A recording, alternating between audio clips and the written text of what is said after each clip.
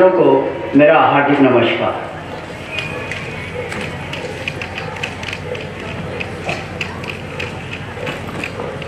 विषय है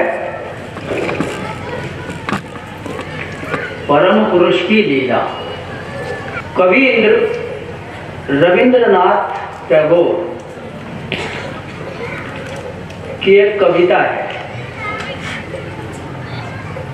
शेष लेखा, माने उनके अंतिम लेखन, लास्ट राइटिंग्स की एक कविता है। कविता इस प्रकार है। दिनेर प्रथम सूर्य प्रश्न करेছিল, सत्तार नूतन आविर्भावे किए तुम्हें मेलेनी उत्तर। बत्सर बत्सर चले गेलो, बत्सर बत्सर चले गेलो, दिवसेर शेष सूर्य। शेष प्रश्न उच्चारिलो, पश्चिम सागर तीरे निस्तब्ध संध्या के तुम्हें पेलो ना उत्तर।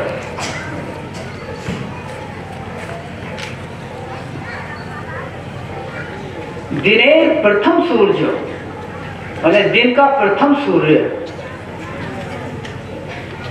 This first sun of the day, अर्थात morning sun, first morning sun. प्रश्न करेছিলো, प्रश्न किया, सूर्य ने प्रश्न किया। The sun put the question, किससे प्रश्न किया? सत्ता नूतन आविर्भाव, सत्ता के नूतन आविर्भाव आगमन से। The sun put the question to the new arrival,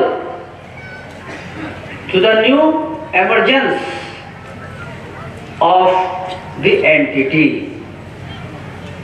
क्या प्रश्न किया कि तुम कौन हो? Who are you? मेरे लिए उत्तर नहीं मिला। There was no answer.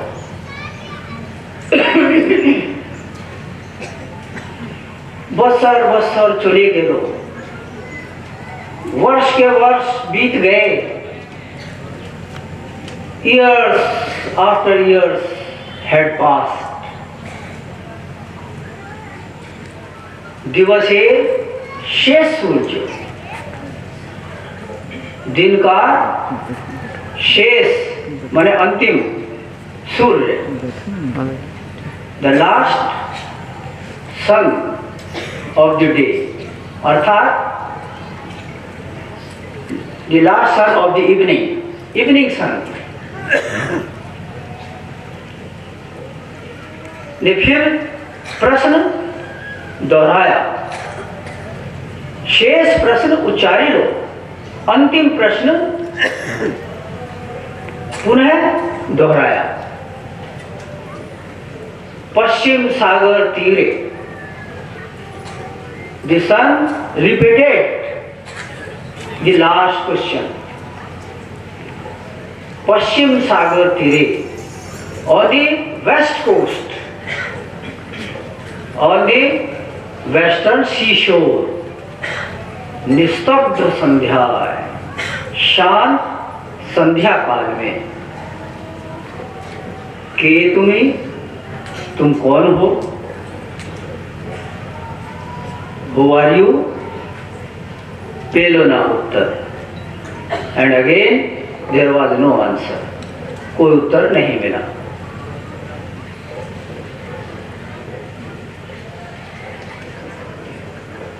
तो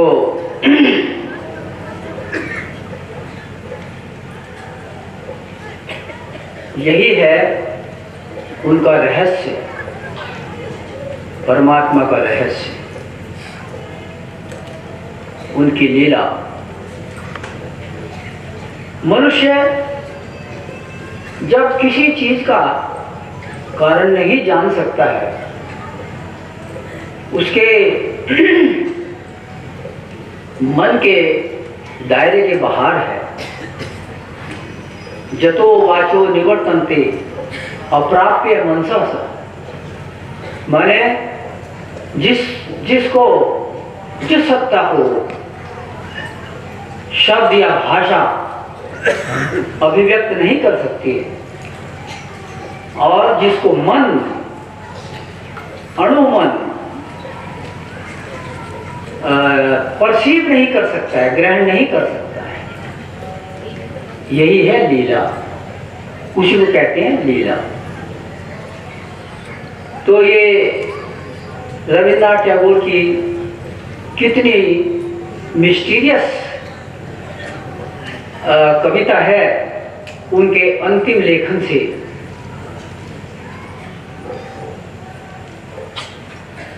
तो अभी इसके बाद पहले हम एक प्रभात संगीत देखेंगे उनकी लीला से संबंधित।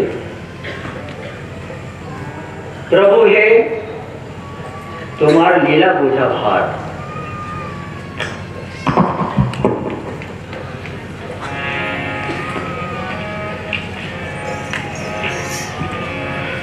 प्रभु है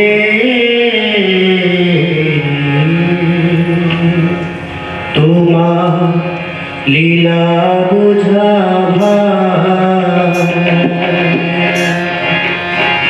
प्रभु है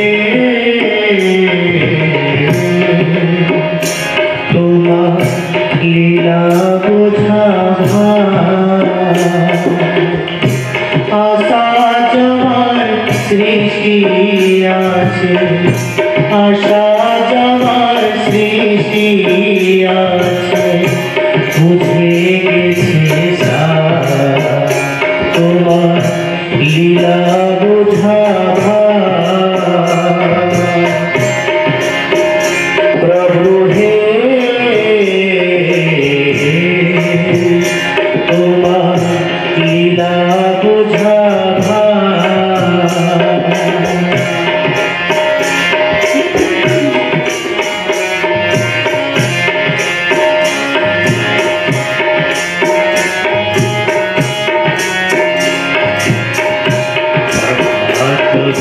প্রথম আশা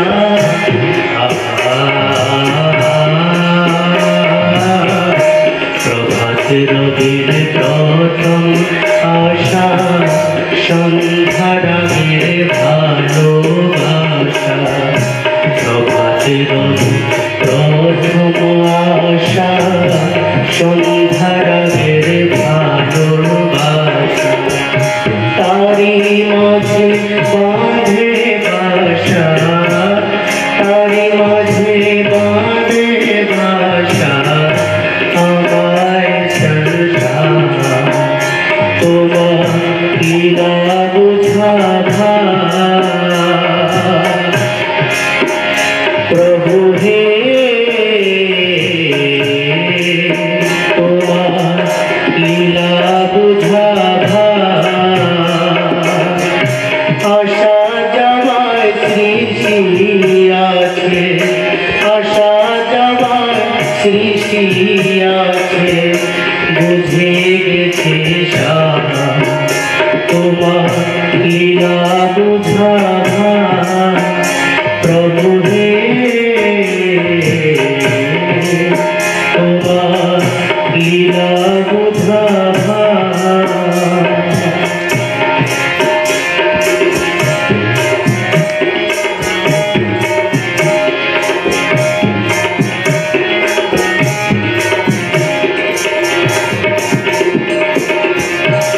মন্দরিলে ফুলের শোভা,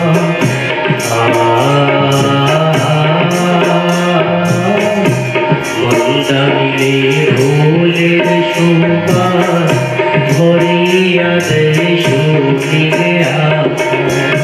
মন্দরিলে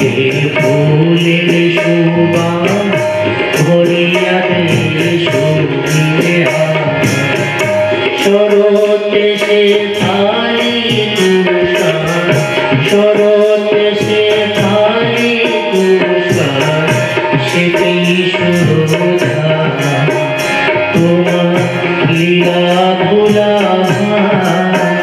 প্রভু হে তোমার লীলা বোঝা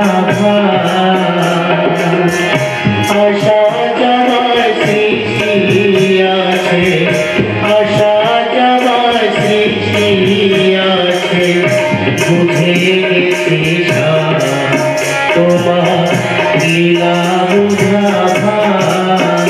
তোমার লীলা বুঝা প্রভু হে তোমার লীলা বুঝা প্রভু হে তোমার লীলা বুঝা তোমার লীলা বুঝা তোমার লীলা বুঝা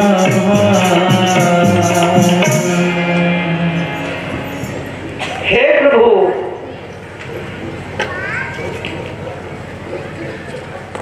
तुम्हारी लीला को बूझना, समझना भार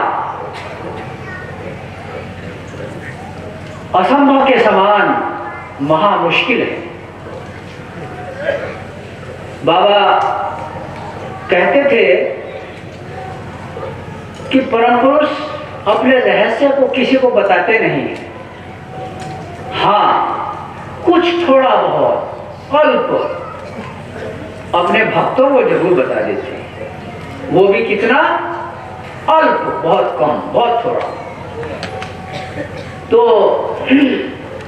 बाबा इस प्रभात संगीत के माध्यम से यही कह रहे हैं कि उनकी लीला को मनुष्य के द्वारा समझना संभव नहीं। भक्त कह रहा है कि प्रभु तुम्हारी लीला को समझना मुश्किल है। आशा जावा सृष्टि आछे बूझे गेछी साथ। मैं केवल इतना ही समझा हूं कि यह सृष्टि क्या है, आना और जाना। This creation consist of coming and going. This is the essence I have understood. Otherwise it is impossible to understand your elusive divine game.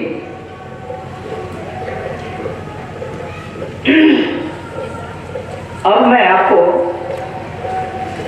एक घटना की स्टोरी सुनाऊंगा। ये घटना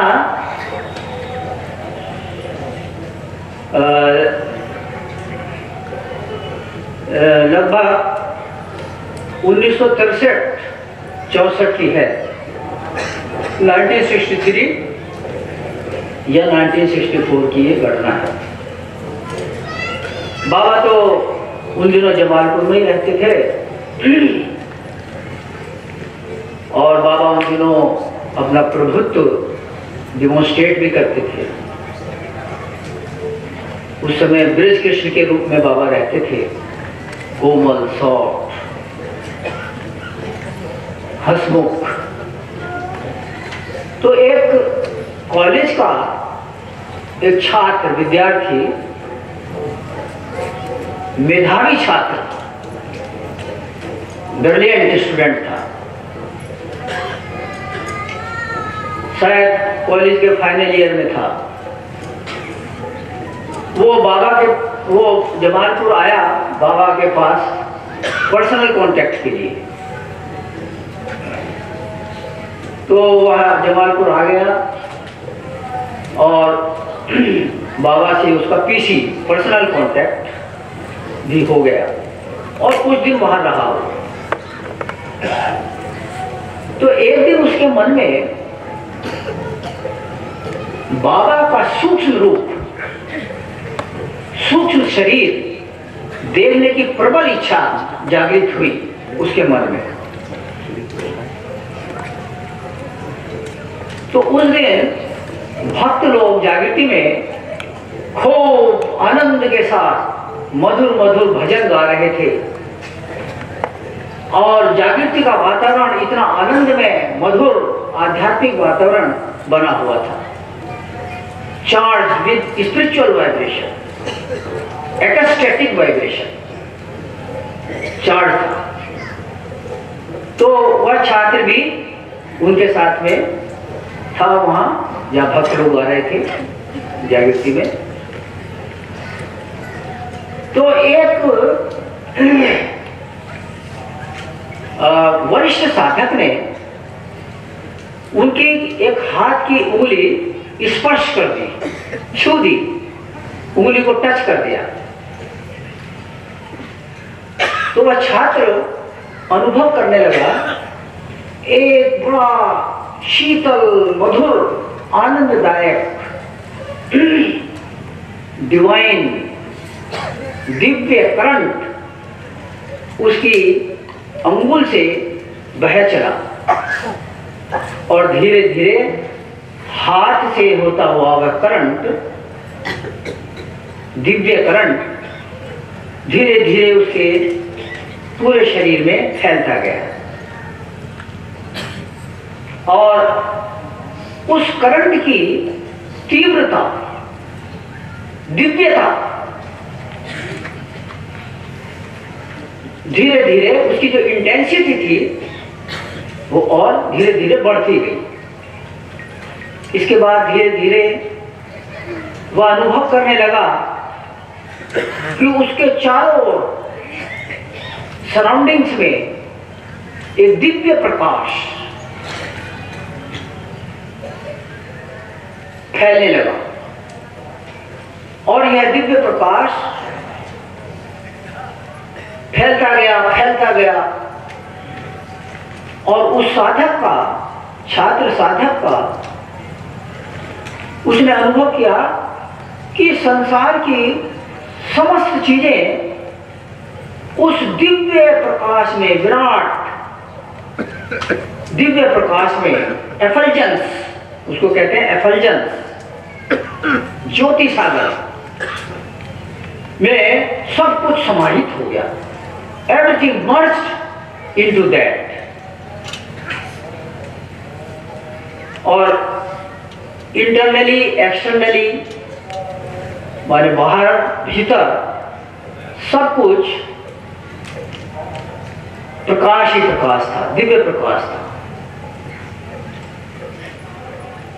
वह साधक उस विराट ज्योति सागर में उफलाता हुआ, कभी वह डुबकी लगाता, ऊपर आता, स्विमिंग, तैरता, इस प्रकार उसकी अवस्था थी। उसके भीतर बाहर केवल दिव्यता, दिव्यता, दिव्य प्रकाश, एफल्जेंस ही एफल्जेंस, ज्योति ज्योति थी। वह आंख खोलता था तब वही सीन, आंख बंद करता था तब वही सीन।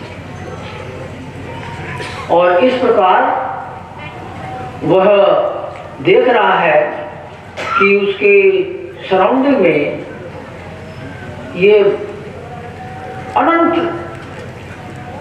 काफी विराट रूप में वह दिव्य प्रकाश फैला हुआ है। वह आनंद में गोते लगा रहा था, आनंद रूपी समुद्र में गोते लगाता रहा। तभी ठीक उसी समय उसके अंतःकरण से, इनर मोस्ट सेल्फ से एक स्पष्ट आवाज आती है, यही बाबा हैं। तो उसको उत्तर मिल गया, बाबा कौन है। इस प्रकार वह उस ओशियन ऑफ एफल्जेंस में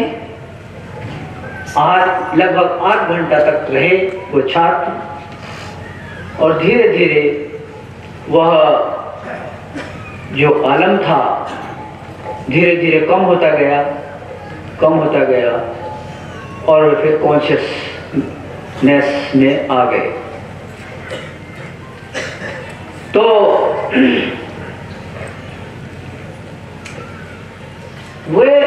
वह विद्यार्थी बाद में चलकर एक दादा बने और उन्होंने संस्था के लिए, मिशन के लिए सर्वोच्च त्याग कर दिया, बलिदान दिया। और वे थे आचार्य असीमानंद धूत। वे कानपुर में पढ़ते थे, लास्ट ईयर के विद्यार्थी थे।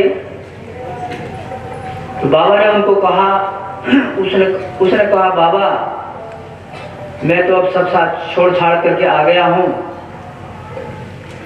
मैं अब नहीं जाऊंगा। पास कर चुके थे, परीक्षा उत्सुक हो गया था, शायद दोबारा आए थे। जो भी हो, बाबा ने कहा देखो तुम्हारे घर की परिस्थिति ठीक नहीं है और तुम तो स्टेट में भी बनकर के आए हो, तुमको तो स्टेट की सर्विस करना होगा, क्योंकि स्टेट जो तुम्हारे ऊपर खर्च कर रही है उसका लोन चुकाना होगा। तो वह बोला बाबा ने उनको फिर टीसी दिया और बहुत देर तक टीसी दिया। तो वह बोला बाबा अब तो मैं सब छोड़ करके आ गया हूँ, अब मैं जाने वाला नहीं हूँ, अब आगे क्या होगा बाबा आप जाने। वह वापस नहीं गए। तो उस समय जो एक दादा थे इंचार्ज, उसने कहा नहीं तुम घर जाओ, संस्था की हालत ठीक नहीं है, 100 रुपया महीना भेजना नौकरी से अपनी। तो वह मन में सोचा वाह ये बहुत अच्छा हमको पाठ पढ़ा रहे हैं। वो बोला नहीं मैं नहीं जाऊंगा। वो नहीं गए और फुल टाइमर बन गए। तो इस कविता में मुझे ऐसा लगता है कि रविनाथ इसी रहस्य को टच कर रहे हैं। तो परम पुरुष रहस्यमय है, उनको केवल भक्ति के द्वारा उनमें समाहित हुआ जा सकता है। वे कौन हैं, क्या करते हैं, कहाँ रहते हैं, ये सब रहस्यमय है। तो एक और प्रभात संगीत आप देखिए, कितना अच्छा है। तुम्हारा नामेर रूपेर मेला है।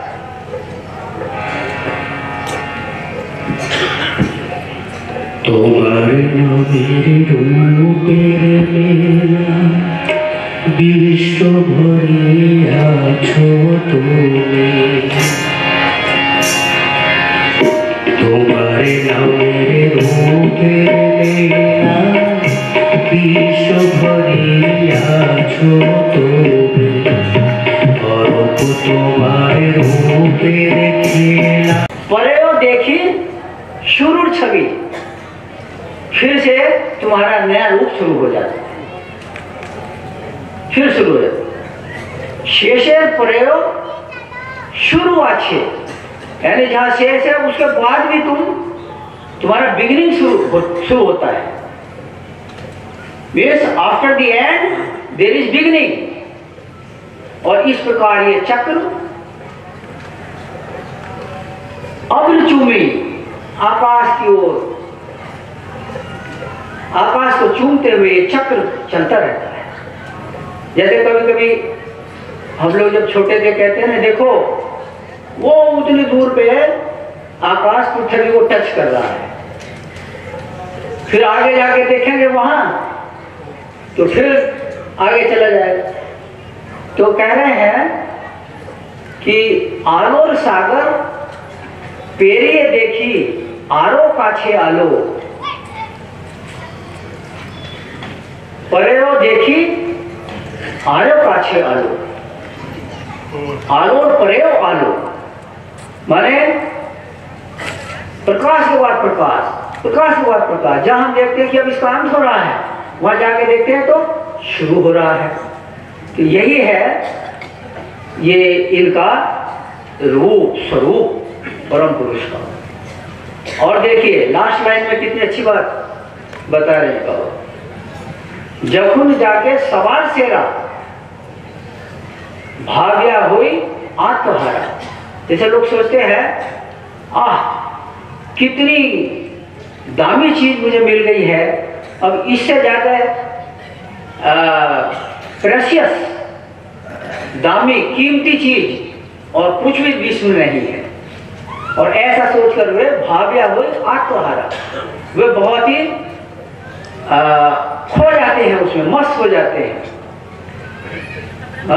बिकम्स ओवर कॉम्प्लेसेंट, अति संतुष्ट। क्या सुंदर चीज मिल गई है, कितनी कीमती चीज मिल गई है, और उसी में वो मस्त हो जाते हैं। लेकिन तहार प्रयोग देखी, तहार प्रयोग आरो अनेक आशे सेगा दामी दामी। लेकिन देखा जाता है कि उसके बाद भी और कितनी कितनी वैल्यूएबल्स, दामी दामी माने कीमती कीमती वैल्यूएबल्स, रत्न छुपे हुए, एक के बाद एक के बाद, कोई अंत नहीं है। तो ये प्रभात संगीत है, यह जो उनका स्वरूप है, दिव्य स्वरूप है, इसका कोई अंत नहीं है। तो यही था आज का प्रवचन, उनकी लीला।